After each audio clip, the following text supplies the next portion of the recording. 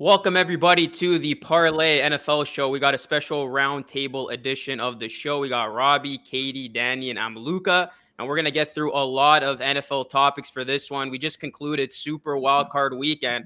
A lot of blowouts. So hopefully the Divisional Round, which is set for this weekend, is a lot more entertaining. But let's first talk about Wildcard Weekend. Two teams in particular with disappointing exits, in my opinion. The Dallas Cowboys, the only favorite to not win. And of course, the Cardinals, at one point they were undefeated. They got throttled by the Rams. Let's look at the coaches for both these teams. Is there any way you think we could see a surprise firing with a name like Mike McCarthy being on his way out, or even a Cliff Kingsbury?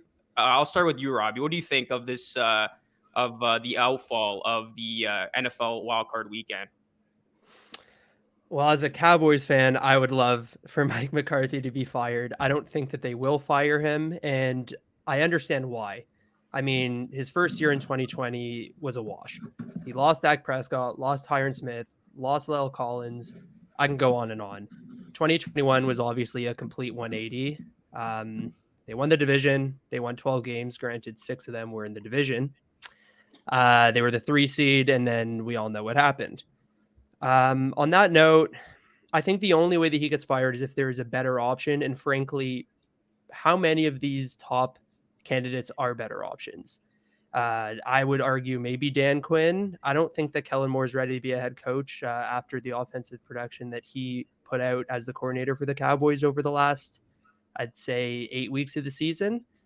But I think there are arguments for McCarthy to be fired. I mean, let's just talk about that quarterback sneak or the quarterback draw right away. The fact that he even okayed that play call is egregious. I mean, let's think about it for a second. I think there was 14 seconds left in the game, and I understand that the Niners were covering the boundaries. They gave the middle of the field open, but why not throw the ball if you're going to try to get 17 to 18 yards?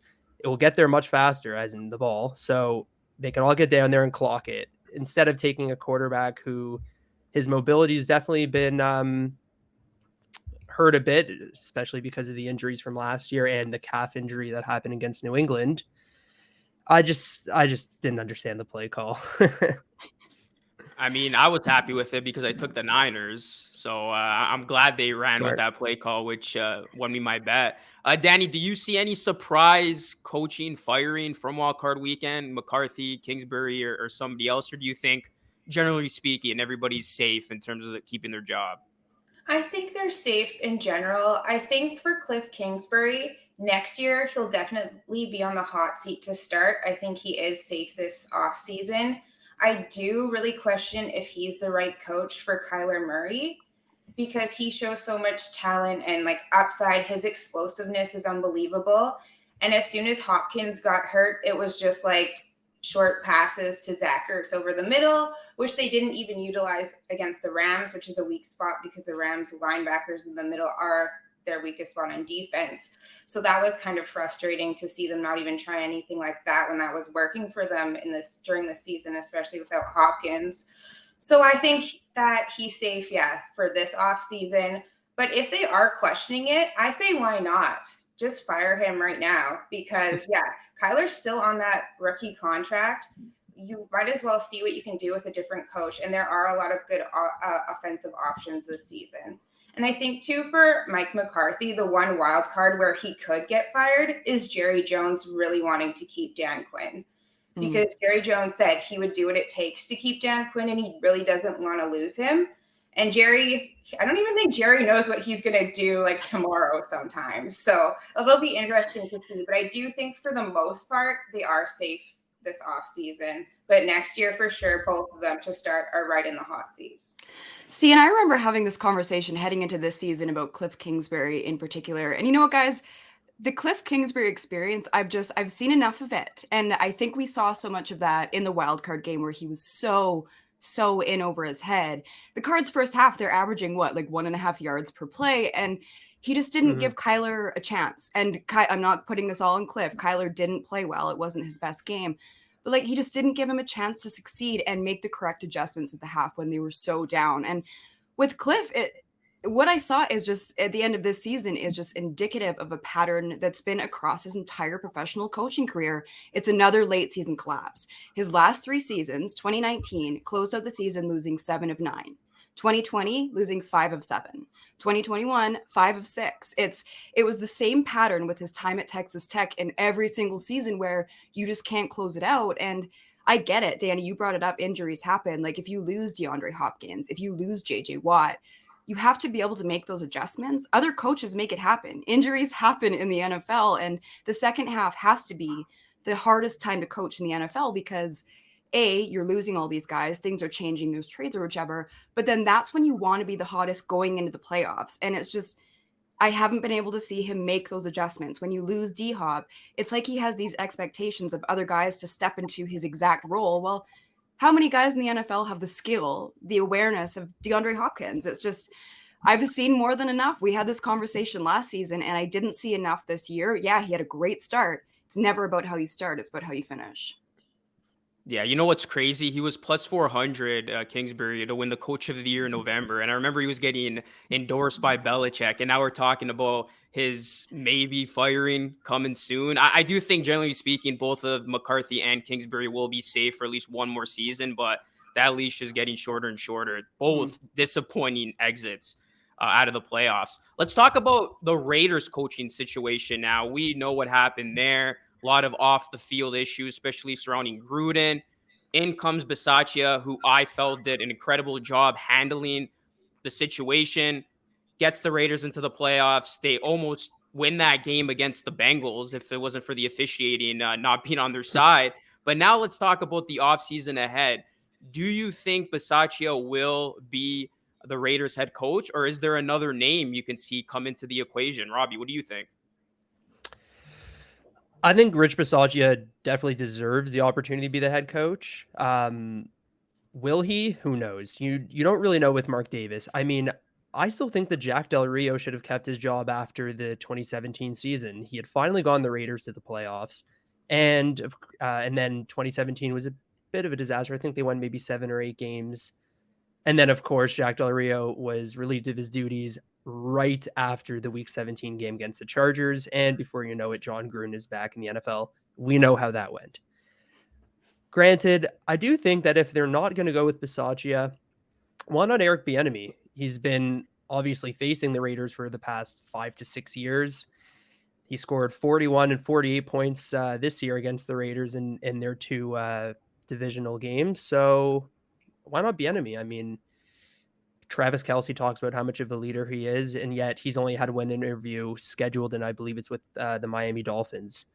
It doesn't make sense to me, and I think that there's definitely at least a possibility that he'll be interviewed, and I think that he should be a very top candidate for the job.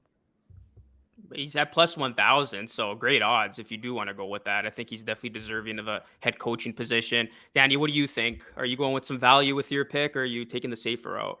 Yeah, I don't think it's going to be Bisaccia just because without Mayock, I think that really hurts his chances there. I do want to keep it spicy just for fun, and I think it's going to be Tomlin. I think a good change of scenery is what Tomlin needs. I think Derek Carr is a great quarterback for Tomlin to work with. It'll be nice for him to kind of get away from the Steelers because that transition, I think, is going to be brutal because there's not a lot of quarterback options out there, and Mason Rudolph is not the answer. So I think that it would be nice for him to get out of there, head to the Raiders. He has dealt with some tough players like Le'Veon Bell and Antonio Brown in the same locker room at the same time. So we can handle the chaos that does come with the Raiders typically that we've been accustomed to over the years.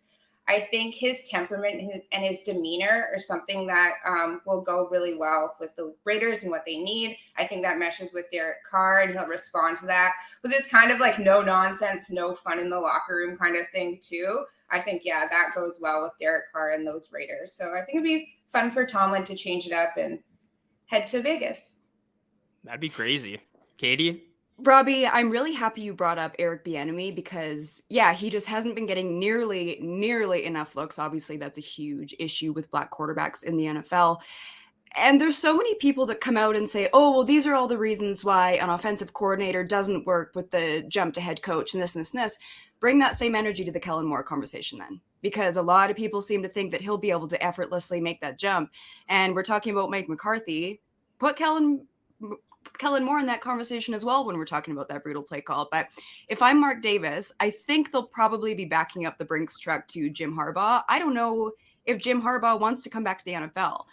I don't know, like, just money talks, guys. We all know that. But Jim Harbaugh, like you said, I think they could be going after a really big name with it. But if I'm Mark Davis, I'm going with the guy that I have simply because of the way that the guys talk about him. Like, Max Crosby spoke so highly of him, saying we don't want him to go. Derek Carr talked about how the team listens to him. And that's the biggest thing that you could ever look for in a room, is for the guys to all totally buy in, especially when you've gone through all of this adversity. We don't need to go through it. The Raiders have just gone through hell this season. But Rich Bisaccia, he didn't just hold it together. He kept them competitive, and he almost made them more competitive, like closing out the season with 4 wins in those unbelievable circumstances. And Derek Carr came out, that's your star quarterback, and he said, he used the words, we love him so much. So he's totally got all the guys in that room. And like I said, Jim Harbaugh, I think they'll go after, or another big splashy name, but the guys love him, and it's working. I think he got to stay with who's in the building. I agree. I saw a report an hour ago that Bisaccia is in the mix, so it'll be interesting to see if they do go with him. Go ahead, Robbie. Yeah, no, I was just going to say, and there was a report that came out, I think it was Sunday morning, after, of course, the Raiders lost to the Bengals, where Derek Carr's future was very much up in the air with the Raiders, and one of the reasons was depending on the head coaching situation. Granted that Derek Carr came out and saying how much he loves Bisaccia, maybe there's something going on there. Maybe Carr said to Davis, if you're thinking about, again, making some type of splash move, he may want to move on as well. And Derek Carr always says he's a Raider for life. Well, if Mark Davis wants him to be a Raider for life, then maybe we'll take keeping Bisaccia. So that's something to keep an eye on. Maybe yeah, Bisaccia is odds plus 250 going into the offseason. Maybe Derek Carr will be a Steeler too. You never know. Oh, that would be good for Pittsburgh. I love your bold predictions. All right, so sticking with bold predictions, let's talk divisional round weekend. We saw only one underdog come in during wildcard weekend, which is pretty absurd. We usually see multiple upsets. Are we going to see any upsets going into this weekend? You got some pretty good underdogs that could have a good shot of pulling it off. We'll go around the clock here. Any pick that stands out to you of being a good value pick? I'll start. Yeah, I'll start. I hate to bet against Brady, and I've lost money doing it, but I really like the Rams matching up with the Bucks this time around. I mean, they already beat them in week 3. I think they demolished them, if I recall. They did. Yes, but I think that they match up really well given some of the Bucks injuries. Obviously, we could talk about Antonio Brown no longer with the team. We could talk about Chris Godwin. But they also had 2 pretty major injuries on Sunday while they were destroying the Eagles. And it was, of course, their center, Ryan Jensen. He did stay in the game, but he's pretty banged up according to Bruce Arians. And, of course, Tristan Wirfs, the all-star right tackle. There's a lot of question marks about him being available in that game. So now we talk about the Rams' defensive line. We could talk about, to me, the best defensive player possibly in NFL history, in Aaron Donald. He moves across the line of scrimmage. He'll line up wherever you want him to line up. I think that is a big matchup, but also I think the Rams may have some trouble though dealing with the Bucs tight ends Brait and Gronk. If the Bucs are going to go out there in 2 tight end sets and try to run the ball, or of course have play action going, the Rams are going to be in trouble. They have 2 backup safeties out there, one of them being Eric Weddle, who hasn't played in 2 years. I mean, granted, it wasn't an issue in the first wildcard game against Arizona, but if they do, the middle of the field is going to be pretty wide open for them. That's something that the Rams have to keep an eye on. But also, I think the matchup's good for them back to defense with Jalen Ramsey. In 2 games against Mike Evans, he's allowed 5 catches for 54 yards facing Evans. So I can imagine Ramsey going, all right, I'll take care of Evans and hope that Brady beats you in other ways. I mean, granted, he usually does beat other teams in many other ways. They may get Fournette back, so that'll be interesting. And with, of course, them typically playing cover 2, as in the Rams, they may have some running lanes for Fournette and Keyshawn Vaughn, who actually looked really good last week. But at the same time, I do think that this is a pretty good matchup for the Rams, and it would not surprise me if Matthew Stafford, who finally got that playoff win, goes into Tampa and takes down the GOAT. It wouldn't surprise me. I'm totally with you, Robbie. I just think this could be the game where the Bucks are exposed on offense. And it's nothing against them. I just think it's just teams, you can only go so far before you fall victim to your circumstances. And you bring up Godwin, you bring up Antonio Brown, and then we really, really can't talk enough about those injuries. Like Tristan Wirfs just could be the total X factor if he's unable to play in that game. And yeah, seeing guys on defense like Aaron Donald, Von Miller, an unbelievable game in the wild card, and Leonard Floyd and Cam Akers, when he looks back and he looks healthy. And when you've got those weapons on the outside, and then when you've got a run game that you can rely so heavily on, it's a huge test for Matt Stafford, because typically in this situation, I look at coach quarterback combo and it's hard to bet against Brady. But with all the injuries and their circumstances, I just think the Rams could pull this one out. Ooh, okay. We got both of you on the Rams. Dani, what do you got for us? I'm going to take the Bengals.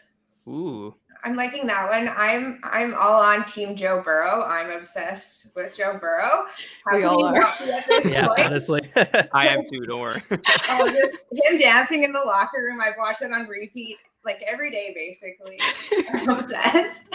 And two, with the Titans, their defense, their weakest area is giving up passing yards. And Joe Burrow, I feel like he's just going to light them up. He's all business. Him with the tinted shades in the post-game interview, too, after the game. When he was just like, this is no big deal, no celebrations here, on to the next. And with the Titans, too, I don't know what Derrick Henry's going to look like coming back from injury. And I feel like he is the big X factor for them. Yes, they have A.J. Brown back, and when he plays with Tannehill, they do get the wins, and you can usually find him in the end zone, which is something he struggled to do with passing touchdowns without A.J. Brown in the game. But I just don't think they're going to be able to get it done. I think that Joe Burrow is going to take advantage of their secondary. He's going to find Jamar Chase, and it's going to be fun, Joe Burrow heading right to the conference championship. It's what we all deserve. Yeah, I actually really like that pick, Dani. I agree with you. You look at value, Bengals plus 165, I would go with that. You don't know what Henry's going to look like, and the Bengals have one of the best run defense in the NFL, so I'm not automatically going to bank on Derrick Henry carrying the Titans. I mean, he hasn't played in so long. Who knows what he's going to look like? And I just don't trust Ryan Tannehill. He's got to prove it to me. He's not come up big in big moments. And I trust the other youngster, in Joe Burrow to really take that next step. We know he's a winner going back to his days at LSU. He's a big time quarterback. I love his composure, his confidence, and I just don't trust this Titans team. And we're going to see how they get off to this game. I'm very interested to see the first quarter, because we typically see sometimes with the 1 seed having that bye week off, they come out rusty out of the gate. So I think that's an opportunity for the Bengals, who do have a lot of momentum on their side, to come out strong, build an early lead. And then that's the perfect recipe to beat the Titans, right? If they're all of a sudden down, you force Tannehill to throw the ball. That's not where the Titans want to be. The Titans want to be in control of the game, eat up the clock. And I think if the Bengals can reverse that, they'll have a lot of success on the road. And I can see them pulling off a big upset. And the Bengals hadn't won a playoff game in 31 years. Could they be headed to the AFC Championship game under Joe Burrow? It's looking like a possibility. I have the Bengals in that one too. The one thing that I'm a little worried about that it could go off the rails is losing Larry Ogunjobi is just such a huge loss for the Bengals, because you said it, Luca. Their run defense, I think it's 7 in the league, and it's looked so good all season. But man, losing a guy like that can totally shift the game, because the Titans are just so strong in the trenches. They're the team that'll punch you in the mouth, and they can be so physical. Joe Burrow to Jamar Chase, I trust every single day of the week, and I will always bet on them against any defense, because there's simply no defense for a perfect pass. And LSU North, they've just got that so sorted out. That's the one player that I think could be really, really big kind of cog in the wheel for them, but losing Ogunjobi. But other than that, I'm all Bengals. I love it. I like it. All right, let's get to our best bet picks for divisional round weekend. What do you like, Robbie? Let's start with you. Give the people a winner. I'm going to lean towards, he's the favorite to score in every game he plays in, Devontae Adams. His odds for an anytime touchdown are -110. Throughout the year, it was usually around -120 to even up to -130. So only laying 10 cents, I'll take that. Well, why? He loves playing the Niners just as much as Aaron Rodgers likes playing the Niners, it seems. In his 5 career games, he has 5 touchdowns and almost 500 yards. And how about this? When they played in week 3, 12 catches, 132 yards, and a touchdown on 18 targets. So I do like him to get in the end zone. And Adams likes playing in the postseason. He has 8 receiving touchdowns in his 10 career postseason games. So let's get him in the end zone. Love Awesome. it. All right, any one of you, the floor is yours. Let's hear some best bet picks. All right, we're going to the other side of the field, and we're going to take the value, the consistency, the excitement of a Deebo Samuel anytime touchdown. I mean, this is something I've taken all year, and it mostly hits for me. This man has 10 touchdowns now in his last 10 games. Wow. He even has thrown a scoring touchdown. Like, what can't he do? He calls himself a wide back because he is a running back wide receiver. Like, last game he had more running yards and rushing attempts than even receptions. He only had 1, which was wild. I think in the red zone, the 49ers are smart to put the ball in Deebo's hands, rushing it over trusting Jimmy, because you never know when his Jimmy G moment is going to come. He's going to Jimmy G it up at one point in this game, like he always does, and I don't trust him. I trust Deebo. So we're going to put it in his hands, and he's going to find the end zone. Oh, I love both those bets. Devontae and Deebo are just so solid. I'm going with a first touchdown because I think those are really spicy. And I'm going with Ja'Marr Chase at +900. The Bengals, they're 7th in the league in passing yards, and the Titans have really struggled against the pass. They're averaging over 245 yards per game. That's 25th in the NFL. And just in a contested catch situation, like I brought it up, there's no defense against a perfect pass. Those two are so dialed in. And I love how they came out slinging the ball against the Raiders in that first half. So I think they're going to come out. Joe Burrow is going to set the tone right away, slinging that ball. And it's going to his best friend in the world, Ja'Marr Chase. I like it. That's going to help our Bengals pick if that happens. For my pick, I'm going to go with what seems to be an obvious one. We'll see, but I'm going to go with the over 54.5 at -115 in Bills and Chiefs. I think it's going to be fireworks all around. I think this is going to be so many points on the board, an incredible game. The last time these two teams played, the over hit. We saw in the wild card round how many points the Bills put up against the Patriots and what the Chiefs did to the Steelers. These defenses, I think they're going to be a non-factor in this game. I think this game's going to come down to who has the ball last and who's going to get their team the game-winning score. So I love the over here. Expect a lot of points on the board. It's going to be a fantastic duel between Mahomes and Josh Allen, and I'm still undecided on who's going to win this game. So I think, we'll let that play out, but I do like the over in this spot. Yeah, is anyone else just sad that Bills-Chiefs is divisional weekend and not, of course, a rematch of the championship games? Just imagine it being the AFC Championship again. It would have been incredible, but hey, at least we had that game. Yeah, I think the winner of this, you guys can disagree with me, but I think the winner of this goes to the Super Bowl. I'm automatically putting them through. Do we agree with that, or? No. I do. No, I'm so high on the Bengals. I need to see. This is obviously their biggest test, but yeah, I have a hard time betting against Joe and Ja'Marr, guys. I do. It's all about Joe Burrow. We got to get you some of those shades for next show. Future so bright. Cigars all right, and that is going to conclude the Parleh NFL Show. We had a blast talking all things Divisional Round weekend and more. Should be a fantastic weekend. Good luck with your bets. And hopefully we can pick some winners for Saturday and Sunday. Thank you so much for watching. This is the Parleh NFL Show here on the Parleh. We'll catch you next time.